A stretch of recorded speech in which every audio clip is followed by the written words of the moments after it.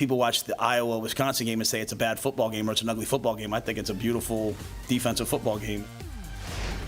That rule said Wisconsin versus Iowa was a beautiful game, Jake. He's spot on. And this, mind you guys, Joshua's a defensive guy. I'm an offensive guy. So this goes against logic. It's poetry, right? Like, chaos is beauty. Hey, a rainy day, some people might say, that's an ugly day. I'm going to stay inside. Some people might say, I'm going to go dance in the rain. I like a nice Big Ten defensive performance. It was beautiful in its own way. You don't agree with me? No, I think we're conflating things, right? Because you've gone back to this you're a defensive guy thing a couple of times. And yes, I am. And I do appreciate really well played defense. I think it's something that college football lacks at times. Like, I don't necessarily need to see a game get into the 50s, but we can't conflate good defense with bad offense, right? Like some of the ineptitude that we're seeing on offense needs to be addressed. So I'm all for dancing in the rain, right? I love chaos. Big chaos guy over here, but at some point we got to be honest about what we're watching too. I just wanted to hear you say it. So it's not a credit to the defense. Those offenses were just beating themselves. Some of it, well, you had an injury at quarterback for one of the offenses, and you got another offense that won back-to-back games with 6 completions, one of which they didn't even complete a ball to a wide receiver. I think we got to address that. Beautifully ugly. What it is. But this is Red Corner, Blue Corner right here on Stadium. Jake Butt, the Michigan Wolverine, he has a Paul Bunyan trophy. That is a beautiful thing that we like to see. Rivalry game coming up this week. Yeah, and we will cover that. I'm the Michigan guy, so we'll cover Michigan State. This is our Buckeye, Joshua Perry, Ohio State, captain, national champion, and he will help us cover Ohio State Day. We will also be joined by a special guest that will help us cover Penn State as well, Joshua. Yes, that's Adam Breneman. He's coming up here in this first block of the show. We also wanted to bring you guys into this one. We got the YouTube chat on and popping. Per usual, we also have our poll question for today where you can scan that QR code on the screen. It asks, where does Drew Aller rank among Big Ten quarterbacks? And that's kind of where we're going to start because our game of the week is happening in Columbus this weekend between the Buckeyes and the Nittany Lions. And for Drew Aller, the Penn State quarterback, it's a homecoming of sorts. He's from Medina, Ohio, but it's not something James Franklin wants to talk about. I want Drew to do the same thing he's done all year long. I want him to prepare the same way. I want him to practice the same way. You know, I don't think he's a big social media guy, so tune all that stuff out and get better this week through his preparation and his performance, which is really no different than any other week. All right, Jake, so you're a guy who you grew up in Columbus and then you went to Michigan, but you had to come back to Columbus to compete. So give us a rundown of what that experience is like, kind of being home, but it's enemy territory now. Yeah, so we've talked about it a bunch. You know, what is Ohio? Ohio and Ohio State are intertwined through space and time, right? Columbus, Ohio is Buckeye country, and Drew Aller grew up in Buckeye country there in Ohio. Now, the difference is they offered him a scholarship, but they didn't really pursue Drew Aller that hard because they had Quinn Ewers at the time. So there's still a sense of disrespect where Drew Aller knew, hey, you offered me, but you didn't really want me, and he stayed true to Penn State. So I do think that's part of this. Anytime I went back home to Columbus, the whole week of practice, I was much more focused and dialed in because I wanted to prove it to my home state. Hey, you really missed on me. And I think Drew Aller will have a little bit of that this weekend. Yeah, man, I agree with that idea of Ohio guys who really didn't get pursued by Ohio State have a different edge when it comes to playing the Buckeyes. And you talk about it from the Michigan perspective. We felt that from a player like you. I mean, you were wonderful. A bunch of Ohio guys on your roster as well. I think we saw the same thing when I was playing at Ohio State from Michigan State guys, and they were really good during the time that I was there. They had won a Rose Bowl and made a college football playoff, and they had dudes from all over the state of Ohio who all they wanted to do was kick us in the teeth because they felt disrespected that they didn't get an offer. The coaching staff wasn't in on them. And so I think it does play into the calculus of this game. I also think from the quarterback position, you can't let the emotion overtake your ability to go out there and execute a game plan. What you're kind of hitting on here, and it's a credit to Ohio State, is the standard of excellence in Columbus. That, you know, when you're not involved in it, you do kind of hate on them a little bit. That's natural, right? Ohio State, only Big Ten national champion, Joshua Perry, you were on that roster. So when you're not a part of it, you want to be the one to end it. And that's the opportunity for Drew Aller this week. And this is where I want to ask you something, Go ahead, Joshua, because James Franklin already hit on this.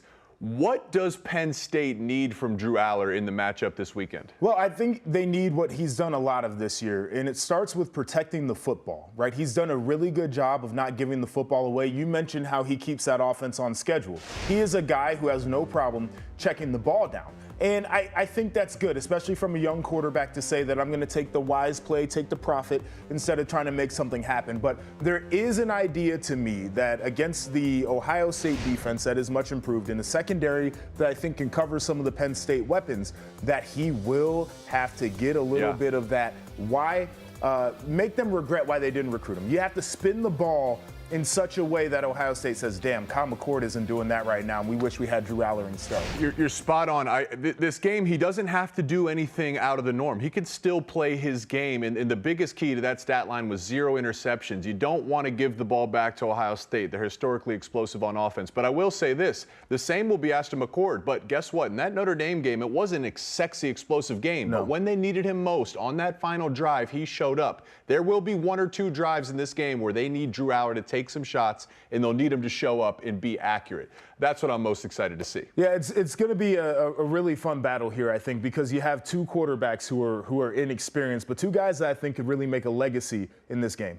Yep, and well, listen, let's bring in someone that knows Drew Aller really well. Let's bring in someone that knows James Franklin in the Penn State program really, really well. It's our guy, Adam Brenneman, former Penn State Nittany Lion, current Big Ten Network analyst. Adam, man, we've been talking about Drew Aller. I know you do a podcast. You've talked to him a bunch in person. In your conversations with the Penn State players and with Drew Aller, what are they saying about their starting quarterback? Well, I appreciate you guys having me on the show. Excited to be here. Love what you guys are doing. I spent a lot of time around Drew Aller. Had him on my show a couple of times now, and I've been around that program a ton. Drew Aller this season is the guy that he was last year when he played some meaningful snaps. Poised, confident, takes care of the football. Joshua just mentioned it. There's really, guys, as much excitement around Drew Aller and as much expectation as I can remember at Penn State. I mean, it reminds me of when Christian Hackenberg, a good buddy of all of ours, walked into campus in 2013, and there was all the star and all the hype around him playing as a true freshman. Drew Aller's in the same boat. And he has delivered through the first half of the season in a big way. His most impressive stat has been not turning the football over. The question to me, Jake, is how does he handle the outside pressure of this game? I mean, from Ohio, his girlfriend goes to Ohio State. He goes, he's there during bye weeks to go see her. I mean, like, there's so much outside expectation and pressure, and everyone knows how big this game is in really the last decade at Penn State. Drew Aller's faced a good defense this year in Iowa, but he has not faced or played in a game with the amount of expectation, hype, and pressure as this one. So the question is going to be, how does the young quarterback respond? I think he's ready for this moment, and I think he'll respond in a big way. You know, and part of getting him ready for the moment and kind of insulating him from all the noise that you just talked about is what the head coach is supposed to do. And that's James Franklin, a guy who you're very familiar with. And, I'm curious where he's at right now, because he has struggled with Ohio State. He struggled with Ryan Day a little bit. So from your conversations with him, what have you gleaned from his approach to this game? There's no doubt that this game is a massive one for James Franklin. There's no other way to put it. You know, he'll do his typical, every game's as important as every other. We just want to go 1-0 this week. But there's no doubt that this game means more than any other one on the schedule. It was 5 years ago, guys, in 2018, that James Franklin, after losing to Ohio State, gave a speech and talked about how his program is great, but they're not yet elite at the Ohio State level. 5 years later now, 6 seasons later, they still haven't gotten it. They haven't knocked off Ohio State. They haven't gotten to that elite level in the Big Ten. There's, without a doubt, this is a massive game. This, I think, is the biggest game yet in the James Franklin era at Penn State. There's so much expectation. Penn State's as close to the playoff, to being a playoff caliber team as they've ever been. And now it's time to win the big one. Penn State's done a lot of really good things. James Franklin has been an unbelievable coach for Penn State. He's built that program to be one of the best in the Big Ten, one of the best in the country. But it is now time to win a big game in a big moment, in primetime, big noon kickoff, And I think Penn State's ready. I think Penn State's ready for the moment. I think they're the more complete team in this matchup. And I feel good about their chances, but it's a big one for James Franklin, without a doubt.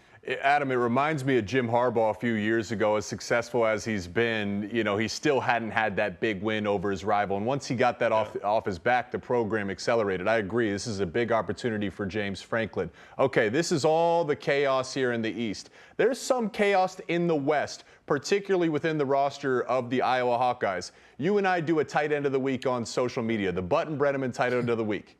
A week prior, it was Eric All, the tight end from Iowa. Now he's out for the season. How does this affect their offense? Can they overcome this, Adam? Well, losing one of the best tight ends in the conference in the country is big for every team. It's especially big for a team like Iowa. With their style of offense, having a reliable tight end is so important. That tight end role in that Iowa system, in Brian Ferentz's system, is so critically important. They're used in a variety of different ways, not just from a receiving standpoint. They're used in pass protection. They're used in the run game a ton, opening up holes for the running back. So Eric All is a huge loss. It's going to be tough to overcome. I mean, and Iowa is in a driver's seat now for the rest of the season and what their postseason chances look like. Losing one of the best tight ends in the country is a tough loss, without a doubt. It's even more impactful when you have a system that plays the kind of football and offense that Iowa does.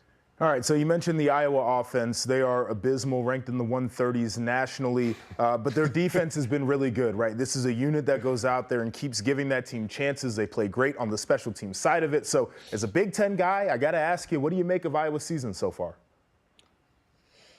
It's been impressive. I mean, they've found ways to win games. Other than that Penn State game where they got absolutely ran off the field, they've looked pretty good. I mean, they've found ways to win football games. Their offense, you said it, Joshua, they've been really bad, but they've scored enough points to win those games. They've complemented the defense. I was looking at this last night, guys. I was looking at the rest of the Big Ten schedule. I mean, Iowa has a chance to run the table here, be a one-loss team in the Big Ten championship game. If they win that Big Ten championship game, I mean, anything's on the table. I don't want to say that a college football playoff appearance is like even in the realm of possibility, but it's not like completely out of the universe. I mean, a one-loss team that wins the Big Ten championship, they're at least in the conversation. The rest of their schedule, their toughest opponent until the Big Ten championship game is Rutgers. They play Minnesota, Northwestern. I think they have Illinois in there. So, they have a chance to run the table here the rest of the year. They're going to have to figure it out on offense. They're going to have to get more efficient. Replacing Cade McNamara is not an easy task. Now we talked to Eric All, but I like what Iowa's put together. I think Kirk Ferentz has done a really good job. Man, if that happens, we're going to have to check in SOS on Joshua Perry. I don't think he could possibly handle that. But let's wait and see. We still got a lot of football left to be played. Just feels like rewarding bad behavior is all I'm saying. Hey, you never say never. Adam, you're the man. Thanks so much for joining us. We can't wait to watch your Penn State Nittany Lions take on Joshua's Ohio State Buckeyes. Okay, coming up. You guys know what it is. It's rivalry week. We got the battle for Paul Bunyan. We are going to break it down on the other side, and Joshua is going to have to come up with some hot garbage. Can the Spartans shock the world? That's next on Red Corner, Blue Corner.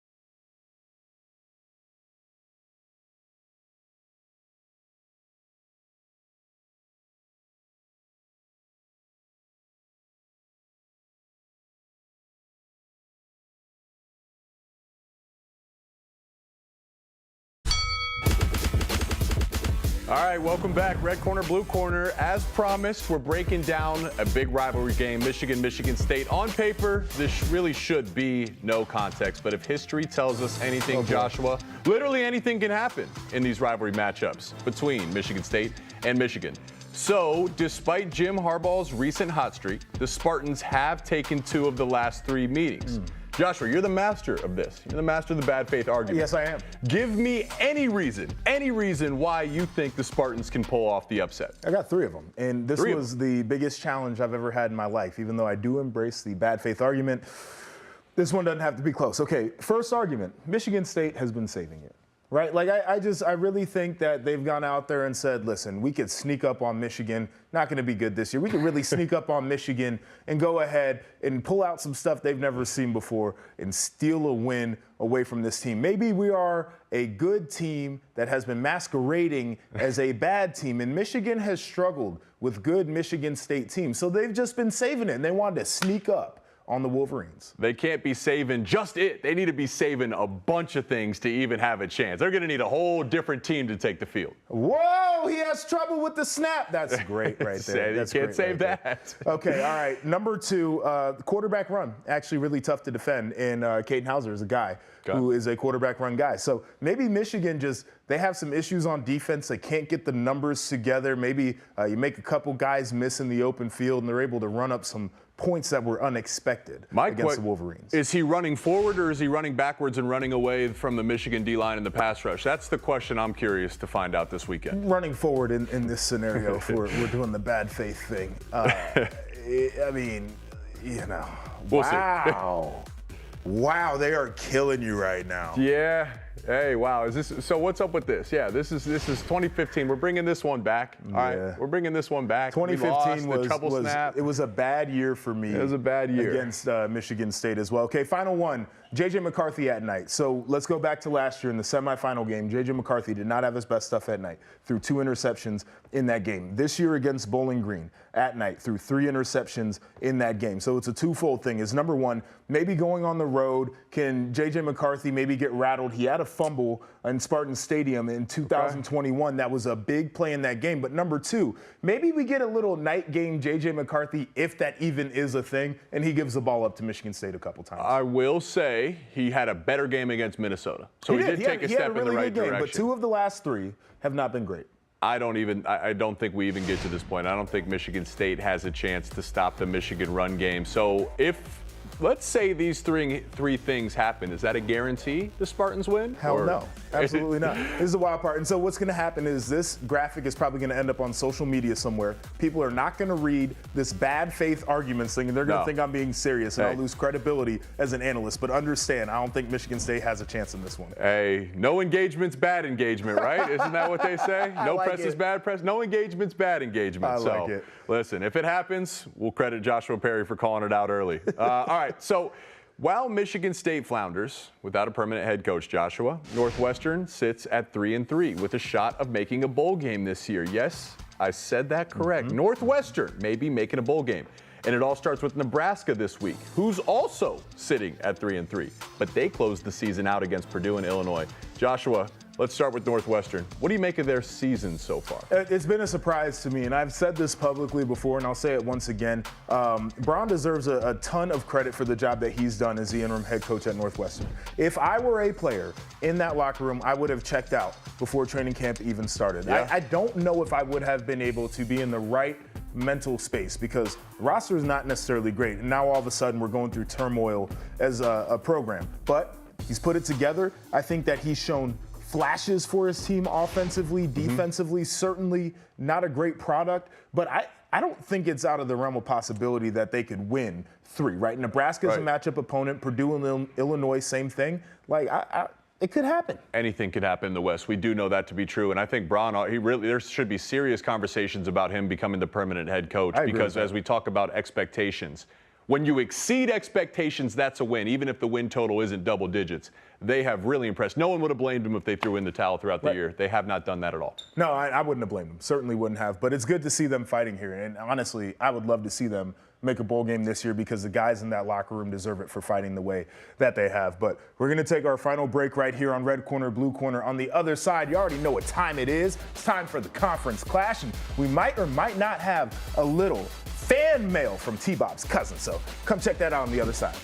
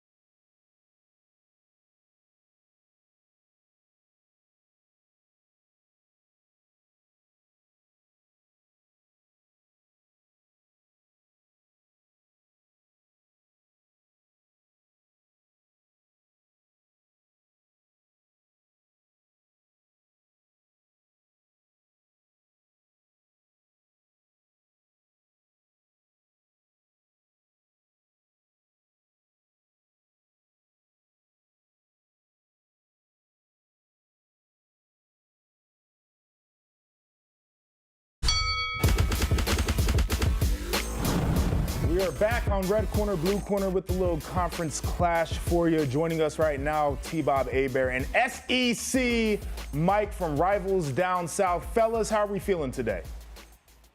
What's going on, boys? Thanks for having us. Very excited. We're closing in on another weekend of college football, which is always a great feeling. Yeah, upsets in the air, too. Watch out. I think there's going to be some upsets in the SEC this weekend.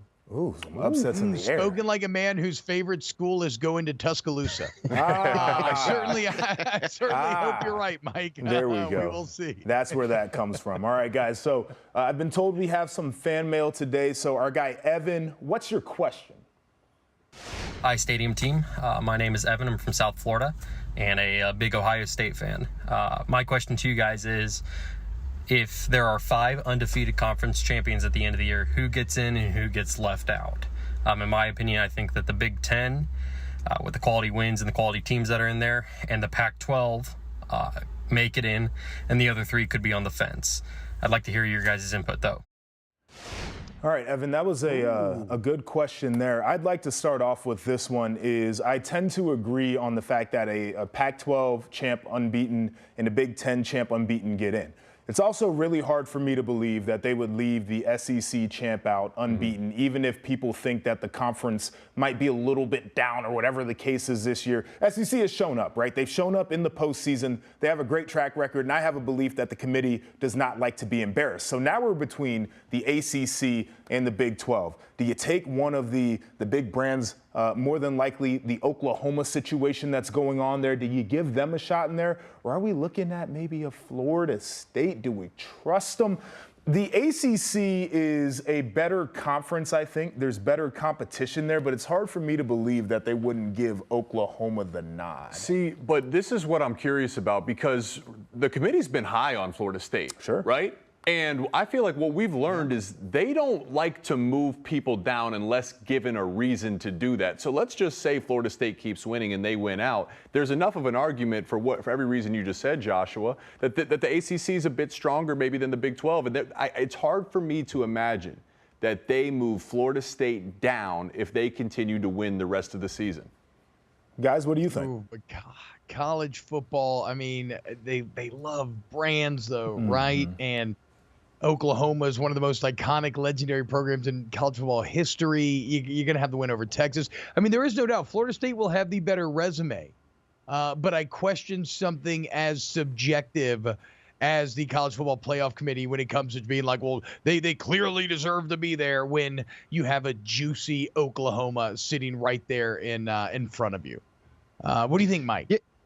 Yeah, if we don't include the undefeated SEC champ, the whole thing is it's not worth anything. And we'll throw out the whole model. So we got to put SEC in there. And future SEC, Oklahoma, throw them in there. I say leave the Big Ten out because we don't want to embarrass them on national television once again.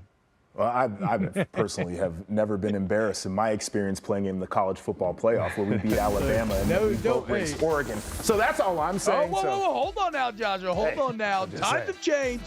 It's now officially rivals down south. And don't worry, guys. TCU's not coming through that door, Jake.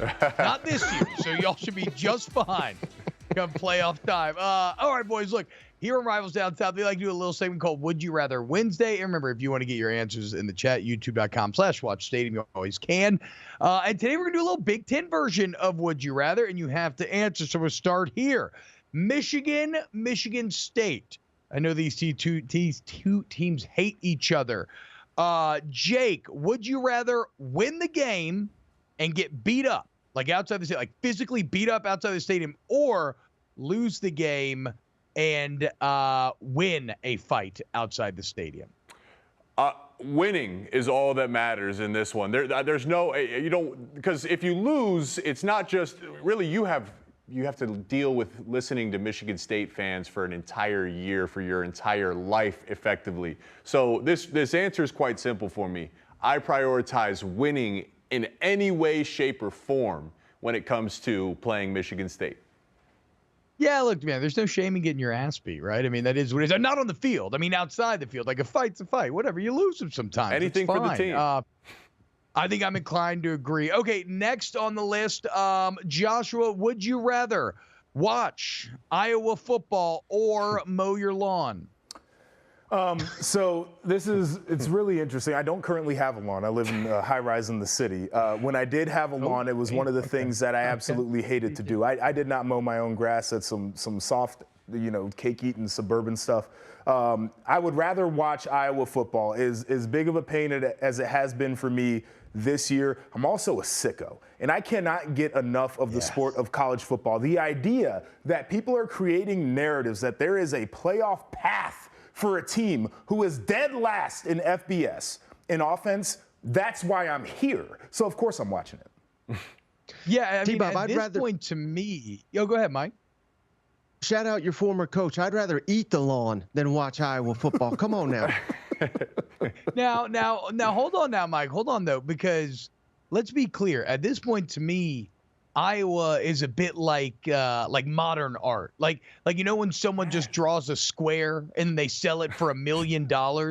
Like there is a mastery of simplicity that it's impossible for me not to appreciate when it comes to Iowa. I mean, they beat Wisconsin 15-6, going 6 of 15 for 37 yards at the quarterbacks at a day and time where there's nothing else like it in all of college football. I love Iowa football. Much rather watch Iowa football. And plus, I did used to love to mow my lawn, and then I paid somebody to do it one time, and I mean, that was it. We got to talk Never going about the modern art thing too, because that's a form of tax evasion in my mind. It's a different conversation for a different show, but drawing a square up on the thing and then selling it for $1 million, and then we're going to donate it somewhere, and we're going to claim that $1 million as a donation. Tax evasion. Well, I mean, it's no different than paying Brian Ferentz to be your OC. Like, I'm sure there's some sort of tax breaks that I was getting from that. Otherwise, I can't imagine why they would. I got a different story on that for a different day, y'all. Yeah, or no different than maybe getting hooked up with some free tattoos or something. But yeah, that was before my time. All right, here we go. Jake, would you rather have, here we go, skipped one here. Would you rather party in Lincoln, Nebraska, or Evanston, Illinois? Ooh. Here's the thing, though. I'm going to Nebraska for the first time in my career. I never played there this week. I never played in my career. I've never broadcasted there, so I'm excited to check it out. But I'll tell you this. I've only heard great things about the fan base, the people, the community. And here's the thing. Evanston's more of a city vibe. It's close to Chicago. I'm a country guy. I like space. So we can open some bourbon, grill out some steaks, watch a sunset over the cornfield. I'm going to Nebraska, no doubt. Wait, Joshua, what about you? You just said you're a little high-rise city boy. Are you going to Lincoln or Evanston? Yeah, no, I'm not dealing with the cats out in Evanston. I'm definitely going to Lincoln. And I know you talked about the cornfields and all the space and everything. There's actually a really good sushi spot right in downtown Lincoln that you need to try when you go, Jake. I promise you. No. I was skeptical at first, too. It was really good. I don't know anything about geography. I'm going to take a shot here and say that Nebraska's landlocked. I could be wrong, but I don't trust landlocked seafood. I never have. It's like a hard and fast rule in my life. That's good. All right, boys. Would you rather live in Piscataway, New Jersey, or Bloomington, Indiana? All right, I will take this one. Jake, you know how I feel on this. So both of my parents are from North New Jersey. I'm very familiar with that state. I think it's the worst state in the United States of America. It is awful. They call it the Garden State. They should call it the Trash State. I want nothing to do with it. I am a supporter of Rutgers. I hope they get to the bowl game this year, but give me Bloomington all day long. And I also hate Indiana, so that's saying something. Just to have some balance here, my in-laws live in New Jersey, so hey, Alicia, I love you. I'd definitely move home if I got the chance to Piscataway. If we could live in New Jersey, we would do it. So I'm picking New Jersey. Who's Alicia? Is that your mother-in-law? That's my mother, soon-to-be mother-in-law. I'm engaged, yes. Wow. Okay. A little brown nose in there. Nice shot. We'll see if that love sticks around post-marriage. Engaged. Yeah, everybody likes their mother-in-law. All right, next on the list. Would you boys rather have Wisconsin, Brett Bielema, or Illinois, Brett Bielema? And obviously, we're not including Arkansas, Brett Bielema here. Yeah, I think, honestly, I'm going to go back to Wisconsin, Brett Bielema. I mean, look, and I say this with a grain of salt. I think Wisconsin, when he was there, is probably built as a program to have more success than where Illinois is as a program right now. But actually, it's a funny story. I'm biased because he recruited me to Wisconsin, and he was awesome. One of the few coaches I spent a lot of time on the phone with him. So I got that special place in my heart for Wisconsin, Brett Bielema. I know Brett catches a lot of hell. I think he's a wonderful coach. I think he's a really sharp guy. I think he manages the game from the sideline extremely well. He's been a guy who's had to run a developmental program. What he did at Wisconsin, winning Big Ten championships, going to New Year's Six bowl games, that is the ceiling for that program, and he got them to the ceiling. I'm totally there for it. I'd take the Wisconsin version. And let's not forget with Brett Bielema, we've all seen the picture of him partying on the boat with his wife. His wife's a babe. He's got a giant gut. If you look, money certainly helps, but you gotta have some real charisma and personality. He's your classic, successful, funny, fat guy. I love Brett Bielema. Finally, with the huge Riz King for sure. But with the huge game coming up this weekend, I can't wait for Penn State Ohio State. Boys, I think I'm actually falling on Penn State side of it. We can chop that up another day. Would you rather your mascot be an emaciated lion or a nut? And not even like a cashew or an almond or pistachio or one of the good nuts, but like a Buckeye nut, emaciated lion or nut. Who we got? So I know who produces your show, and he knows that I cannot stand the Nittany Lion. That thing it's a flaccid costume, right? It's the best word that I can use. That thing is limp, and it's terrible. I don't like the way it looks. I'm also deathly allergic to nuts, so this is a wild thing for me. But I would rather be the Buckeye than to be that lion-esque thing. Give me the Nittany Lion, man. I love going Jay. on the road, and I hear the lion roar in the stadium. I was just there last weekend. I see all the lions they have throughout the campus. I'm a nature guy, too, so give me the Nittany Lion. Do they have a real lion on campus? Because, down here in the SEC, there's a giant Bengal tiger strolling around its $4 million complex just like 10 minutes down the road. Is there a real lion in Happy Valley? They got a petting zoo. I can send you photos from the last time I was there for a game day. It was when they played West Virginia first game of the year. They have a petting zoo on campus, so I'm not sure about lions, but they got goats and stuff that you can touch. I know we're supposed to go now, but boys, give me a little read on Penn State, Ohio State. Who do we think's taking this one home? I got Penn State. I think they go on the road. They get over the hump. I think they match up really well, man. Ohio State's offensive line has struggled. That is a ferocious defensive front by Penn State. I think it's a close game, and I do think special teams will be a deciding factor.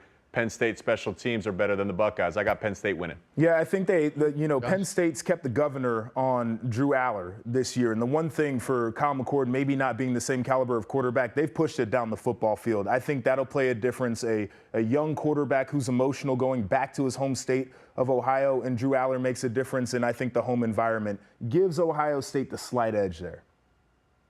We go find out just how tough Ohio State is. I can't wait. It's going to be great. Mike, it's going to be nice to finally watch a Big Ten game this year. It haven't really been any reason to up until this point. So here we are finally. All right, boys. Joshua, Jake, thank you so much. Y'all the best. Red corner, blue corner. This big conference clash. We'll see y'all tomorrow. Right now, it's time for me and SEC Mike to start to dive into the SEC. And here you see Lane Kiffin's career at Ole Miss. 5-5 in 2020, which contextually was pretty good at the time. Then 10-3, 10 regular season wins. I believe the first time it's ever been done in school history. Falling back to 8-5 last year after a 7-0 start. But Lane comes back strong this year. Yes, they lose to Alabama, but then they beat LSU. They beat Arkansas, and coming up this weekend, they're traveling to Auburn. And there's an article on AL.com right now saying Lane Kiffin should be fired if Ole Miss loses to Auburn. Now, once you read it, you see it's more just about, look, Auburn's bad. Lane Kiffin and Ole Miss should be better, and if they lose, it's a disaster. But how real is that, right? I mean, Lane Kiffin turned down Auburn to stay at Ole Miss. Hugh Freeze used to be the Ole Miss head coach and he was great before getting kicked out in scandal. How important is this weekend to whiffing Kiffin, Mike? Yeah, it won't be as big of a black eye to losing to Alabama after he talked all that trash for the entire week leading up to that game, and their performance was an egg. It was awful. It won't be as bad as that, but it'll be close, T-Bob, because Joseph Goodman, shout out, who wrote that article, he's absolutely right. This is not a good Auburn team. This is an Ole Miss team that should be in contention for the West, but I ain't buying it. I don't know what everyone else is seeing with Ole Miss. They've had one opportunity to impress me, and they were flat. Now, they did beat LSU. I'll give them that, but you put LSU and Ole Miss on a neutral field today. I'm taking LSU by a wide margin. I think that was a fluke. I think Ole Miss crashes and burns because that's the Lane whiffing way. Yeah, man, it's a bit odd because I agree with you on kind of how I interpret the LSU game. I still don't think this is a particularly good Ole Miss offensive line. Now, they dominated LSU, but we all know what LSU's been defensively this year, dead last in the Power 5. They have been awful. I think Ole Miss goes into Jordan-Hare and comes out with a win, but I think it's going to be relatively low scoring. I don't think they're going to put up a ton of points, and I think Auburn's going to beat them both in the offensive and defensive lines, right? And so how much success can Jackson Dart create? I don't expect Quinshon Judkins to have an LSU performance. That remains the outlier on the entire year. I guess it comes down to whether, because like I think Auburn's defense will be able to have some success like Arkansas did in Oxford. They were able to slow down Kiffin and company. I think Auburn's defense will have success, but the problem is, Mike, like, how does Auburn score here? Because after watching Peyton Thorne and Robbie Ashford last week at Death Valley, I'm not even still sure how they scored against Georgia because these guys look terrible. Right. Well, Hugh Freeze, if he's one thing, he's a master of scoring. So we'll see how he can score on the field this weekend. But, yeah, I mean, we got to get more Robbie Ashford. How about this, T-Bob? I don't know if you're aware, but their leading rusher is Peyton Thorne. That's a problem. Yeah, that's crazy. That's not trying to discredit Peyton Thorne, but we got to get these running backs. Jarquez Hunter, one of the most underrated running backs in the country, feed that beast the ball. If they do that, I think they can stun a lot of people. And I'm not calling for an outright upset, but I kind of like Auburn in the points.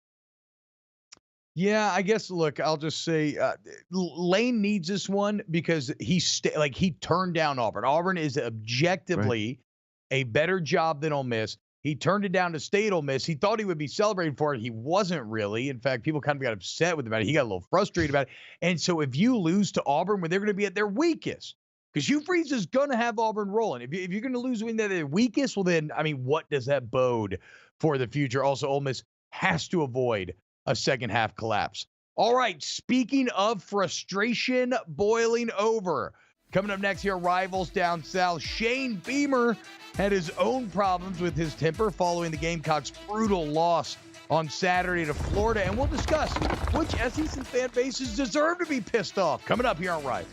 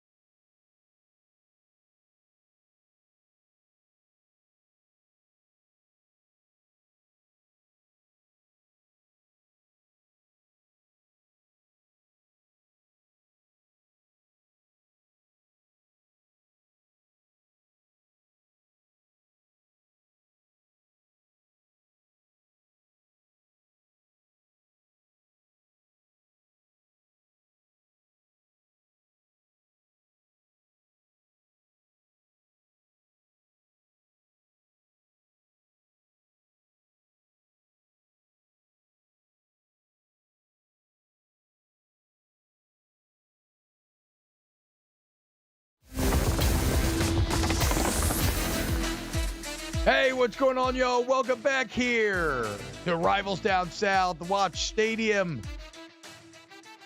Looking at the chat here. Ooh, Nolan Hawley calling for a little Tennessee money line, Mike. There you go, dude. I can only imagine how happy Knoxville will be if that took place. It'd be much happier in the frustration that Shane Beamer showed after South Carolina's home loss to Florida. Check out what Coach Beamer revealed to the media this week. After the game on Saturday in Missouri, you ask. I called Coach Tanner, told him, make sure he was okay with it, and he died laughing when I told him. So obviously there's not a lot of empathy from him. It was after the game, and certainly that was a gut-wrenching emotional loss, and I was frustrated and kicked something that I shouldn't have kicked, and thought I was okay, but journaling of the game wore off. And before anybody starts the narrative like the head football coach is frustrated and lost his poise and all that, no, I care.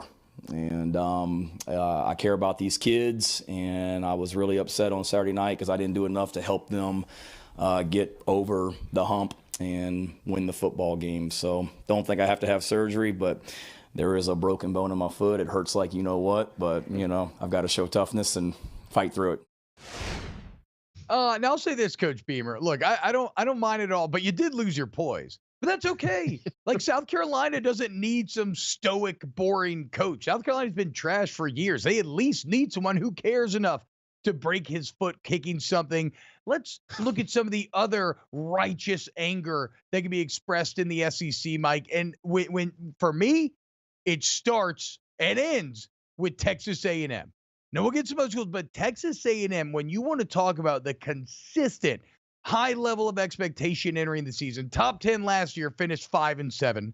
The preseason number 23 this year. We even tried to be like, okay, let's pump the brakes. And yet here, second week of October, already out of the SEC West. And the worst part is the offense remains garbage. After an offseason of begging for more offensive production, bringing in Bobby Petrino, it is still the offense that is losing you these games at the end of the day. And never forget, like we said earlier this week, $895 million worth of investment in the past decade to be the exact same team you were in the Big 12. There is not they should be the most frustrated fan base in the SEC.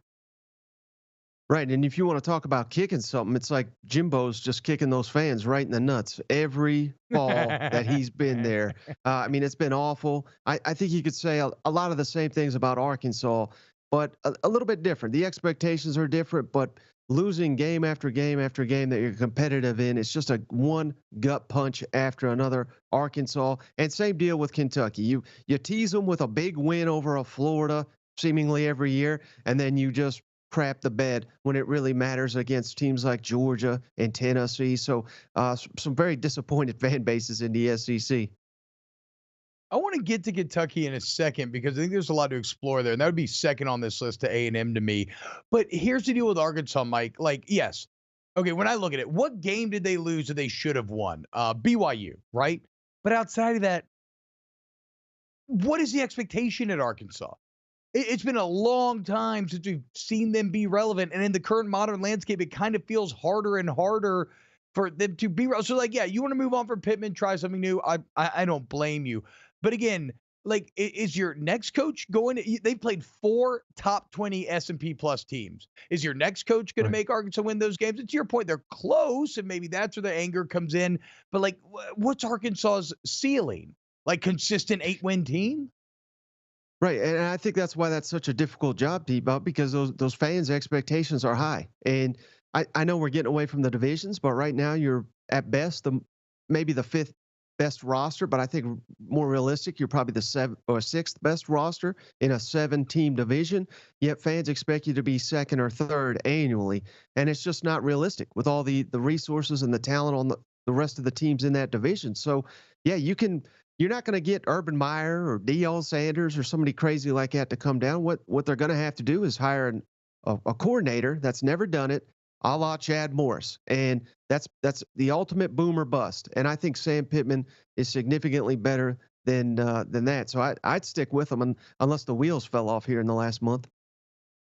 And look, I'll say this about Kentucky, man. I think Kentucky fans should be as mad as Texas A&M fans.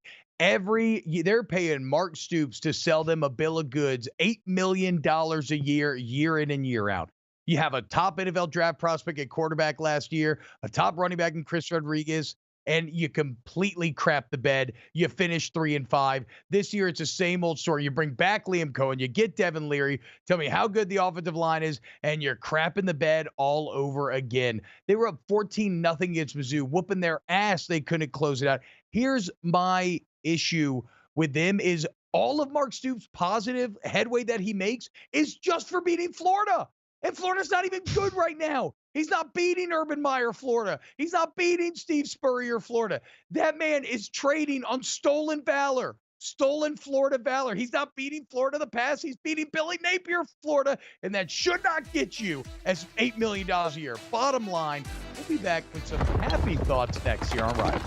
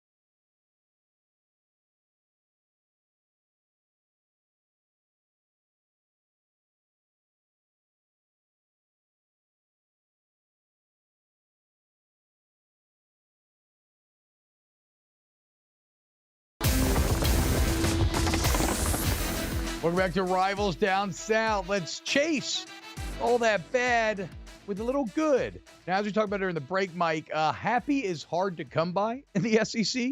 Many times during the fall, everybody's yelling about their own reasons. But I feel like Mizzou should be feeling pretty good about now.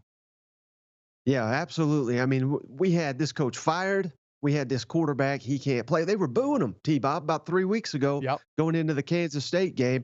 I think Mizzou, one of three teams in the SEC that are bowl eligible, Alabama, Georgia, Mizzou. Mizzou's carrying the league. They're tired of it. Mizzou fans are on cloud nine, and they deserve to be. And I'm excited to see how they finish this season out. A ton of opportunity left for the Tigers, which also means probably a ton of impending anger. I'm going to say the Alabama Crimson Tide fans should be happy. Now, we all know Tide fans, and they're a miserable bunch, just truly awful people that find no joy in anything. They never win by enough. They never play clean enough. Somebody makes one mistake, and they need to be shuttled out of Tuscaloosa immediately. They suck, but they should appreciate what they're witnessing right now. This is an incredibly flawed Alabama team. You have two brand new coordinators. You lose your Heisman Trophy winning quarterback. The offensive line is garbage. You commit penalties like crazy. There's rumors flying around. You don't even know who the DC is. And yet still, You're in the top 10. You're in control of the West, and everything is lining up Alabama once again. If that doesn't make you happy, nothing will, and you're not happy. What does that say about you? Look in the mirror if you're a Tide fan. We love you, and we'll see you tomorrow here on Stadium for some more Rivals Down South.